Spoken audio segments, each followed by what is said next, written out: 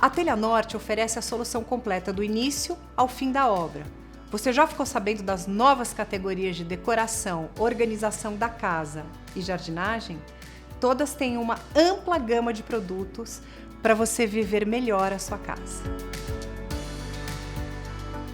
Eu digo que passei por todo o processo da reprodução assistida, desde não ter o sonho da maternidade até a doação dos embriões. Meu caso é de sucesso, mas não sem dor. No Amar de hoje, vamos conversar com a Luciana Correia, que após uma conversa com seu marido, decidiu se tornar mãe aos 41 anos.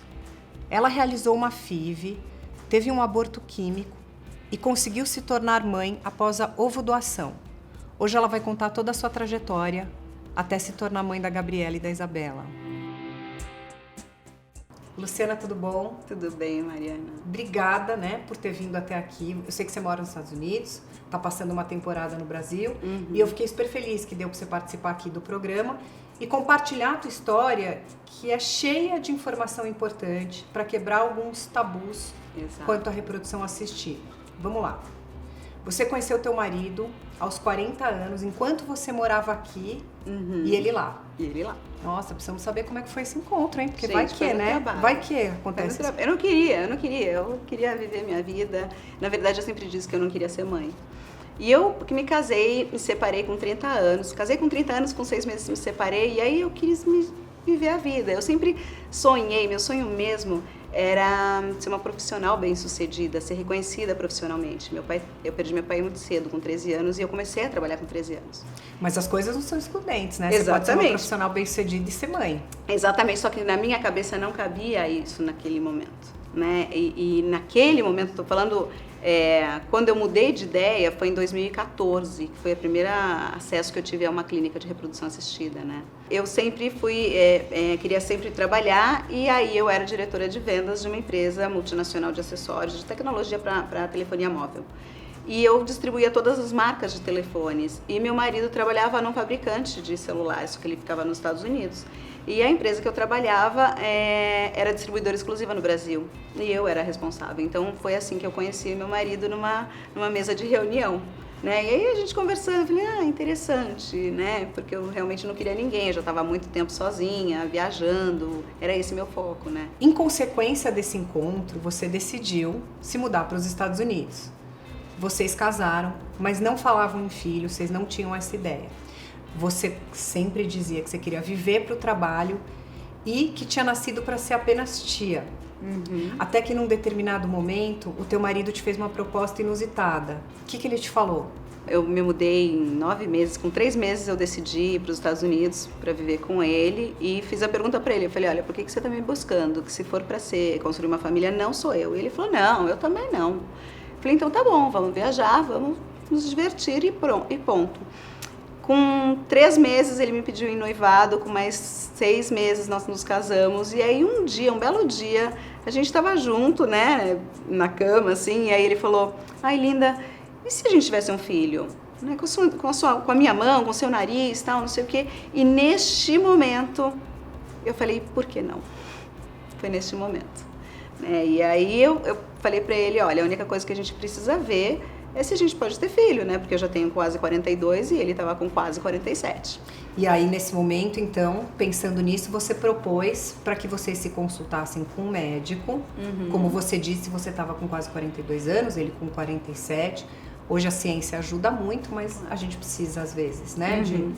De uma ajuda. E aí vocês realizaram um exame nos Estados Unidos e vocês tiveram uma notícia que não foi legal. O que os médicos te falaram, Luciana? Nós fizemos os exames e eu estava tranquila porque eu sabia que eu poderia ter algum tipo de dificuldade pela idade, isso eu sabia. Mas eu não tinha noção que seria tão sério, que a proporção seria tão grande. Por quê? Porque minha família é muito grande, eu sou gêmea. E aí quando a gente fez a avaliação, todos os exames, o médico me chamou na sala com meu marido, e aí o médico falou assim, ele falou, olha, vocês estão bem, tá tudo bem, Rolando, você tá perfeito, não tem nada com você. E aí ele virou pra mim e falou assim, Luciana, você tá perfeita. Primeiro eu quero te comentar que você não aparenta a idade que você tem. mas a sua genética então o único problema que você tem é a idade. Ele falou que a única maneira de eu gerar um filho seria com óvulos doados de outra mulher, com egg donor, e que eu tinha que fazer imediatamente, que era muito sério, que a minha reserva ovariana estava muito baixa, que era na época 0,06. E é assim, uma coisa eu falar, eu não quero ser mãe, eu quero ser tia. E outra coisa, alguém falar pra você não pode. Aquilo me bateu, que eu até me emociono quando eu lembro de como que eu fiquei. Porque ele falou assim pra mim, eu vou dar 10 minutos pra você e pro seu marido, vou sair da sala. Quando eu voltar, eu quero a resposta. E na verdade eu não sabia se eu ia ter aquela resposta em 10 minutos, como ele queria e tal. Então eu não quis transparecer pro meu marido que aquilo estava me machucando. E ele pegou na minha mão e falou, linda, aconteça o que acontecer, a decisão é sua. A gente vai fazer o que tiver que ser feito, se você quiser. E se não der certo, a gente vai ser feliz igual. Eu não tô com você por isso. E aquilo já me deu um certo conforto. E o médico, quando ele voltou, ele falou, então vocês vão partir para a ovodoação. Nos Estados Unidos isso é muito, muito tranquilo, né? Tem muitas meninas que pagam faculdade, universidade, doando óvulos, né? Ele voltou na sala e falou, então a gente já pode marcar para egg donor, já mostrou uma série de gráficos, opções, aquela coisa toda. E eu não estava convencida. Eu falei, mas doutor, se eu preciso de um óvulo só e eu tenho 0,6, eu tenho alguma coisa. Então, calma. Aí ele falou, olha, outra opção que você pode é começar com inseminação artificial. E eu falei, tudo bem, que foi o maior erro que eu fiz. Aí eu fiz 3 ciclos de inseminação artificial. Não aconteceu nada. Depois eu fiz um ciclo também com coito programado também. Não aconteceu nada. Eu decidi, né, me indicaram uma clínica aqui em São Paulo para eu me consultar, para ver se realmente, sabe aquela consulta um segundo especialista? Eu já estava no 3º especialista. E eu levei todos os exames que eu tinha e levei para o médico e falei, olha, doutora, é isso, eu gostaria da sua opinião sincera, o que o senhor acha? E ele virou para mim e falou, Luciana, eu nem vou te pedir nenhum outro exame. Na minha opinião, a gente iria diretamente para a ovodoação, pela sua idade, porque eu já estava com 42, né, já estava com quase 43. Ele falou pela sua idade e pelo histórico da sua reserva, né, da reserva ovariana, que a gente pode fazer um exame agora para a gente ver como tá. E já tinha caído, já estava 0,2. Né? A gente sabe da reserva ovariana através de exames, né? Uhum. Legal você falar. Através de exames. Isso. Na verdade, para você, o exame que eu fiz é o antimoleriano, que você faz para saber como que está a sua reserva ovariana. E é uma informação que eu não tinha, tá, Mari? É uma informação que, por exemplo, os ginecologistas não me diziam, olha, você tem opção, se você não quer, posterga, você pode congelar óvulos. E aí eu falei pra ele, doutor, vamos combinar uma coisa. Eu falei, eu não quero falar da ovodoação ainda, porque como eu tenho ainda, mesmo que seja 0,02% de óvulos, eu gostaria de tentar com os meus óvulos próprios. E aí ele falou pra mim, olha, eu poderia te dizer que não, que sim, pra você fazer, porque vai me pagar, vai me render dinheiro, mas não acredito, pode dar certo. Mas eu acho que não seria o caminho. E eu falei pra ele, mas eu quero a minha paz. Eu não quero lá na frente, se eu decidir, porque até então eu não tinha decidido nada, não tinha nem entrado a fundo pra ver o que era a ovodoação mesmo. Eu falei, eu não quero me arrepender. Então eu quero ter certeza que eu não posso mesmo. Então eu quero fazer um ciclo e esse ciclo é a minha resposta. Se tiver que ser, eu vou engravidar. Um ciclo de FIV. De FIV com o meu próprio óvulo. Isso. E aí eu fiz e não tive 2 óvulos. Pessoal, como o assunto ovodoação é um assunto muito técnico, com muitos desdobramentos e detalhes, eu pedi para um médico especialista falar aqui sobre o tema para vocês. Meu nome é Paula Fetbeck, eu sou ginecologista, eu trabalho com reprodução assistida. O processo de ovodoação, ele é um programa legalizado no Brasil. Existem 2 formas hoje em dia. O ano passado houve uma mudança na lei. Até então a gente só podia fazer doação de óvulos anônimas, ou seja, os doadores, eles não podiam conhecer receptores. Hoje em dia, com essa mudança da lei, você pode receber óvulos até seus parentes de 4º grau de parentesco. É um programa com algumas indicações, então geralmente pacientes mais velhas, acima de 42, 43, 44 anos, no qual os óvulos já podem estar com algum comprometimento na qualidade, interferir no resultado do tratamento, pacientes com doenças genéticas, pacientes na menopausa ou eventualmente casos que nós tivemos várias falhas de tratamento devido à qualidade do óvulo. É um programa não remunerado, ou seja, a doadora não pode receber pelo tratamento. E quando bem indicado, quando bem acompanhado por um especialista, realmente é um tratamento que dá muito certo e que ajuda muitas famílias que não teriam uma outra forma de sucesso, de engravidar, se não fosse pela ovodoação. Então, eu indico muito a doação para os meus pacientes. Luciana, a FIV acabou não dando certo e você não engravidou. Daí vocês decidiram seguir em frente com a ideia da ovodoação. Só que num determinado momento, você acabou jogando tudo pro alto. O que houve? Quando eu fui ver os questionários, como você faz a escolha da doadora, eu me senti muito mal. Eu me senti num processo de um comércio que eu tinha que escolher características. E aí eu falei, eu não posso ter um filho colocando na prateleira, né? Eu quero com esse olho, isso me fez muito mal. Era como se eu estivesse comprando alguma coisa. Eu falei, poxa vida, se isso, Deus não está trazendo isso para mim, eu não tenho que fazer isso como se eu compro um robô, se eu monto uma criança para ter comigo. E aquilo me machucou muito. Então eu saí da clínica e falei que eu não queria mais falar sobre o assunto. Eu tinha muito medo também de um dia essa criança olhar para mim e eu não reconhecê-la com os meus jeitos. Eu tinha muito medo de ela ter alguma coisa que não condizia com a educação que eu desse, ou falar alguma coisa e eu falava, poxa, não era isso que eu queria. Então eu estava muito insegura, com muitos medos e com muito medo do que iam fazer com a minha filha, sabendo que não tinha minha genética. Eu tinha muito medo disso. Luciana, vocês interromperam o assunto da ovodoação. Interrompemos. Você e seu marido. Só que daí teve um acontecimento inesperado que te fez mudar de ideia. Conta. Uhum. Eu voltei para os Estados Unidos, eu vinha fazer o tratamento sozinha.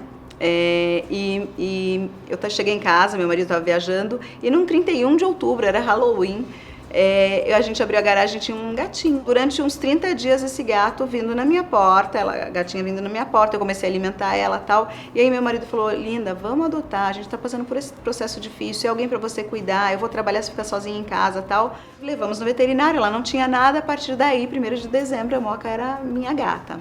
E eu falei, é isso e tá tudo certo. Aí, Mari, não passaram 4 meses, mais ou menos, e eu comecei a perceber que a Moca, eu nunca tinha feito uma terapia e tal, e eu percebi que a Moca era a minha maior aliada. Ela, sempre que eu estava triste, ela estava do meu lado, toda vez que eu me via conversando, era ela que estava do meu lado, e eu criei um amor tão grande por ela que eu tinha medo. Tipo, uma vez ela se machucou e eu chorava, falava, Rolanda, a gente precisa ver para ela não machucar, assim, com maternidade mesmo. E aí eu acordei no dia seguinte e falei, Roland, eu vou voltar a falar sobre ovodoação, porque eu fiz o seguinte raciocínio, eu não conseguia entender como que eu poderia amar tanto um ser, né, um animal, que não tem as características que eu queria. Ela era de rua, não tinha as cores que eu queria, mas tinha um amor incondicional ali. Então como é que foi o processo todo quando você decidiu seguir em frente? Tá.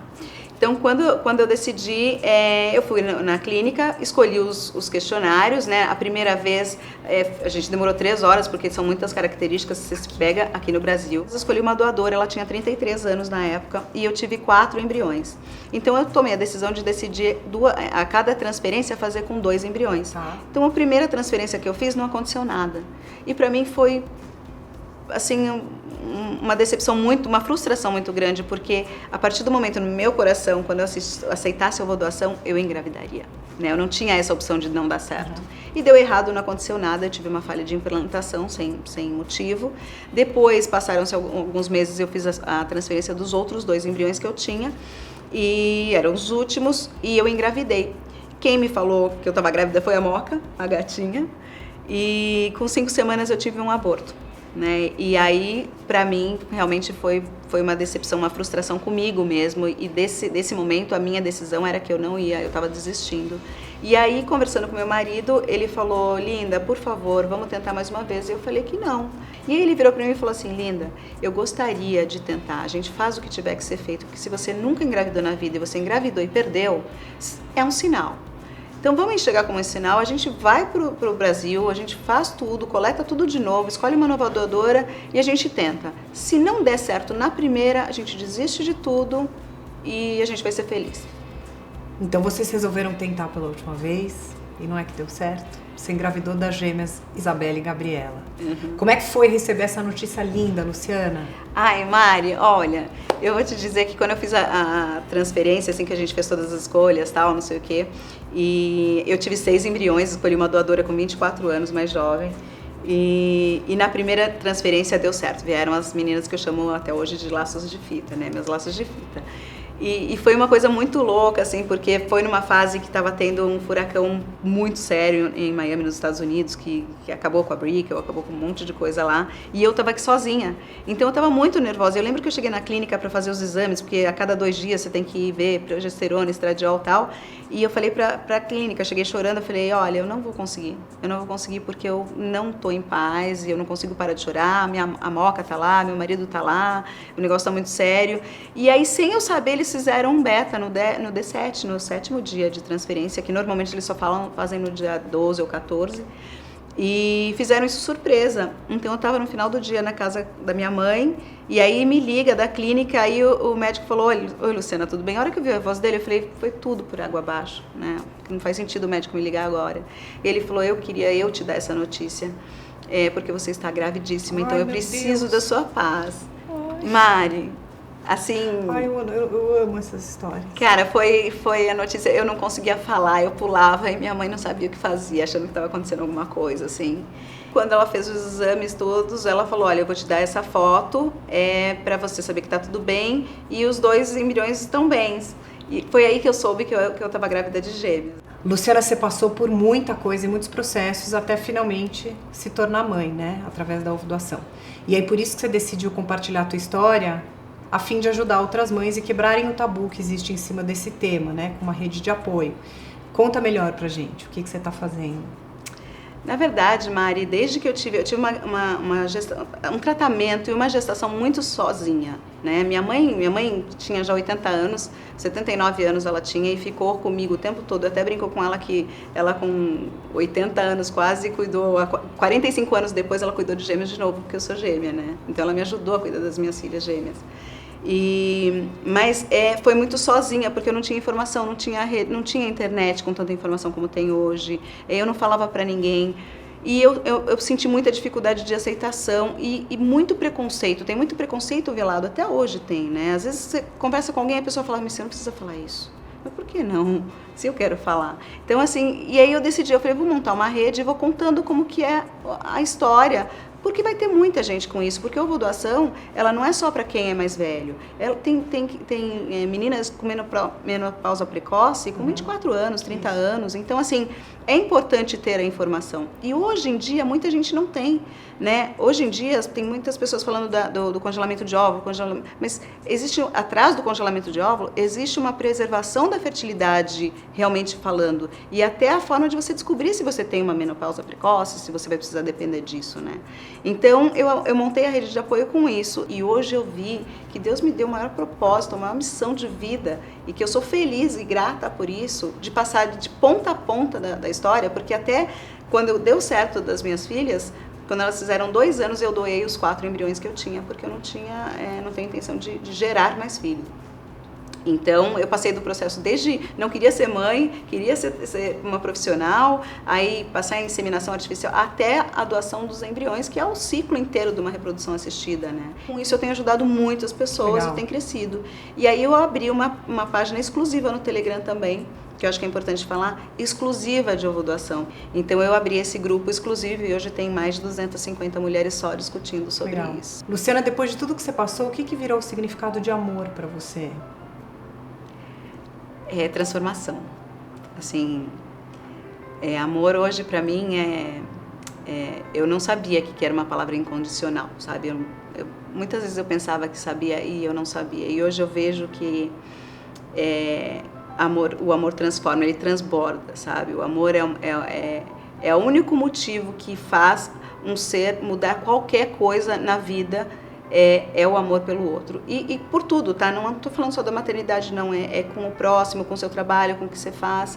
E o amor, ele transforma, né? Então, para mim, ser mãe, a maternidade para mim é o maior amor do universo. Obrigada, Luciana. Obrigada a você, obrigada Mari. mesmo. Adorei dividir tua história tão enriquecedora, tão importante falar desse tema que é cada vez mais atual.